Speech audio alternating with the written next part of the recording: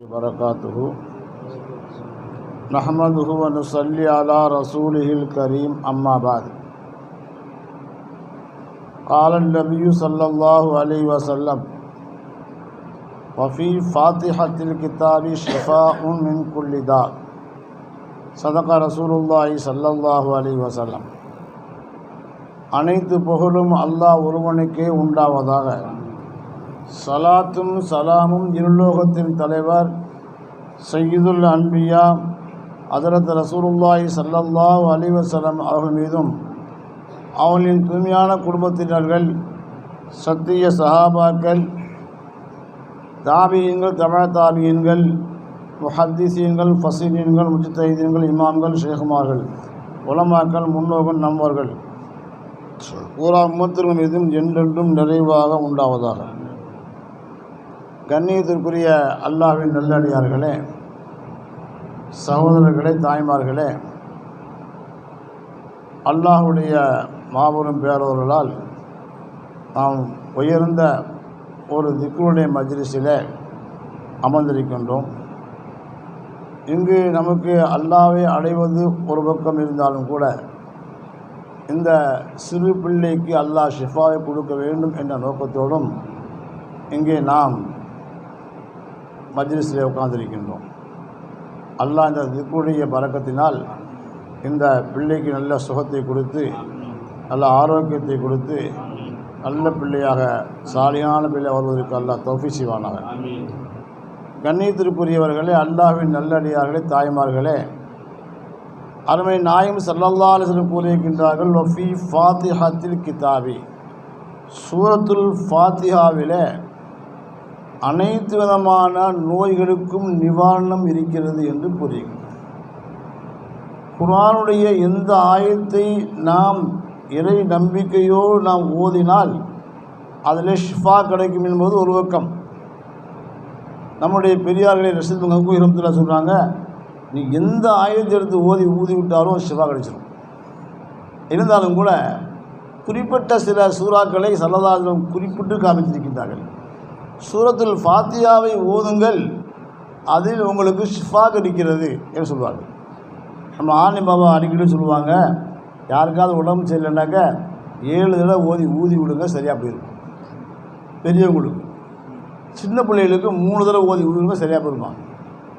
இன்னும் சொல்லுவாங்க, சில பிள்ளைங்க சேட்டை செய்கிறாங்க, பேச்சு கேட்கறதில்லைனாக்கா தூங்கும்போது 3 தடவை சூரத்துல் ஃபாத்திஹா ஊதி விடுங்க, அப்பயும் அல்லாஹ் ஷிஃபா கொடுத்துருவான், அப்படி சொல்ல பேசி கேட்கும் அப்படின்னு சொல்லுவாங்க. இந்த மாதிரி பலவிதமான பிரயோஜனங்களை நாம் பார்த்துருக்கணும். இப்போதே சஹாபாக்களுடைய கூட்டம் ஒரு வழியை வந்துக்கிட்டு இருந்துச்சு. ஒரு வீட்டில் ஒரு கைரக்கமான பிள்ளைக்கு உடம்பு சரியில்லை. அப்போ அவங்க சொல்கிறாங்க, யாராவது உங்களுக்கு மந்திரிக்கு யாராவது இருக்கீங்களா, நீங்கள் எங்கள் பிள்ளைக்கு சரியில்லை சொல்லுவாங்க.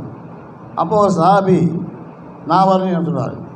மற்ற சாப்பாங்களாம் இதை கூடாதுப்பா அப்படின்னு சொல்லி பார்க்குறாங்க. இல்லை நான் போகிறேன். அங்கே போய் சூரத்துல் ஃபாத்திஹா ஓதி விடாது ஷிஃபா கிடச்சிச்சு. ஷிஃபா கிடச்சின்னு ஒரு ஆட்டு பந்தையை அவங்க கொடுத்துட்டாங்க, சந்தோஷமாக கொடுத்துட்டாங்க. அதை ஓட்டிக்கிட்டு வர்றாரு. சஹாபாக்கெல்லாம் சந்தேகம், இவர் செஞ்சது சரியாக தப்பா. ரசூலுல்லாஹ்ட்ட வந்தாங்க, ரசூல் யாரை சொல்லலாம், இன்னவர் இந்நாட்டில் போய் ஓதி பார்த்தாரு, சரியாக போயிடுச்சு, ஆண்டு பந்தை கொடுத்தாரு. ஸல்லல்லாஹு சந்தோஷப்பட்டு, நானாக இருந்தால் நானும் வாங்கியிருப்பேன், கொஞ்சம் ஆட்டில் வாங்கியிருப்பேன் அப்படின்னு ஸல்லல்லாஹு சந்தோஷமாக சொன்னாங்களாம்.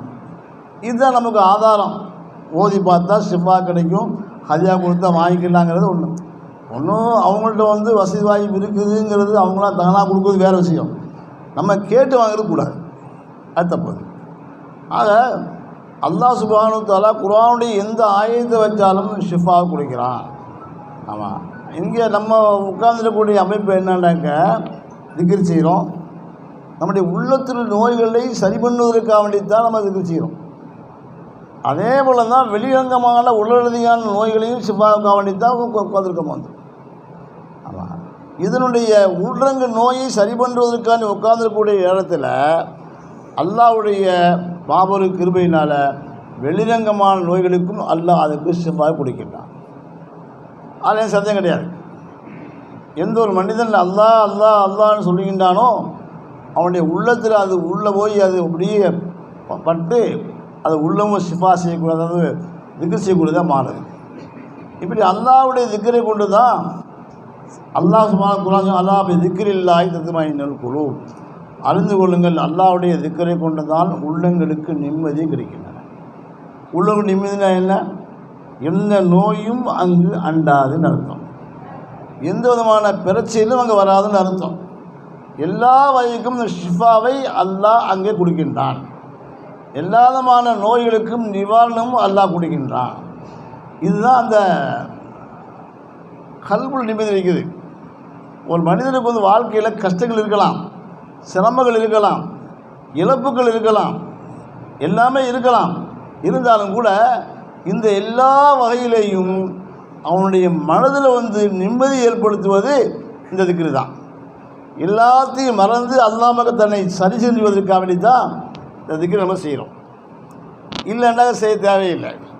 பொதுவாகவே வந்து நம்மகிட்ட வந்து ஹுஷு ஹுது இருக்குது, இறை பக்தி இருக்குது, அது ஒரு பக்கம் இருக்கட்டும். பொதுவாகவே திக்ரு செஞ்சாலே ஒரு மாற்றத்தை எல்லாம் கொடுப்பான். அதுவும் மன ஓர்மையோடு செய்யும் பொழுது அது கிடைக்கக்கூடிய ஆனந்தம் சந்தோஷம் வேறு எதிலும் கிடைக்கும். நம்முடைய பெரியார்கள்லாம் திக்ரு செய்வதில் அவ்வளவு ஆனந்தம் கொடுப்பாங்க, அவ்வளோ சந்தோஷப்படுவாங்க. ஏன் அப்படின்னாக்கா இந்த வெளிரங்கமான இந்த திக்ரு மூலமாக அல்லாஹ் மிகப்பெரிய மாற்றத்தை ஏற்படுத்தலாம். சொல்லுவாங்களே ஒரு பெரிய உருதுல சொல்லுவாங்க, திக்ரே லிசானி லக்கு லக்கா திக்ரே ஜினானி வஸ்வசா.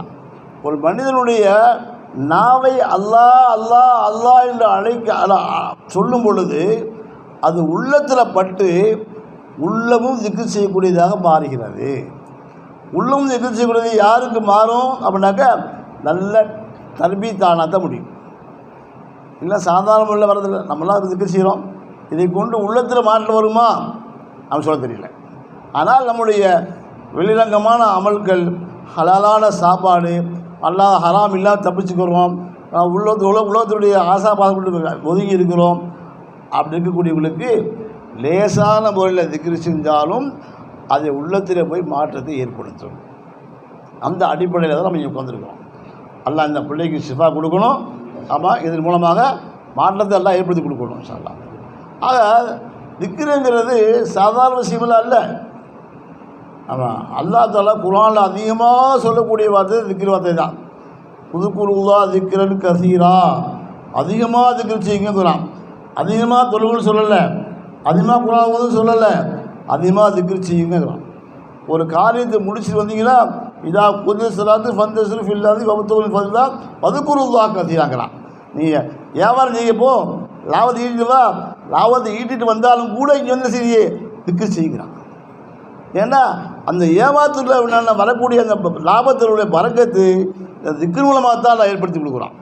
அதனால தான் ஆரம்பத்திலேயே திக்ரு செய்யுங்க, ஒரு வியாபாரம் இருந்ததுக்கு பின்னாடி திக்ரு செய்யுங்க, ஆளு திக்ரு செய்யுங்க, தொழுவுங்க, பின்னாடி திக்ரு செய்யுங்க, ஆழ்ந்த திக்ரு செய்யுங்க, குர்ஆன் ஓதுங்க, அப்புறம் திக்ரு செய்யுங்க. எல்லாத்திலையும் பறக்கத்து ரூஹானியத்தை ஏற்படுத்துவது இந்த திக்ரை தவிர வேறு எதுவும் கிடையாது. அதனால சொல்லும் அதிகமாக திக்ரு செய்யுங்க. நீங்கள் கூட்டாக செஞ்சாலும் சரி அல்லது தனியாக செஞ்சாலும் சரி, எப்படி செஞ்சாலும் சரி, திக்ர் மூலமாக ஏற்படக்கூடிய ஒரு ஆனந்தம், ஒரு சந்தோஷம் வேறு எதுலேயும் கிடையாது. அதனால் அதிகமாக திக்ர் செய்யக்கூட மாறணும். சரி, மாறலாங்களா?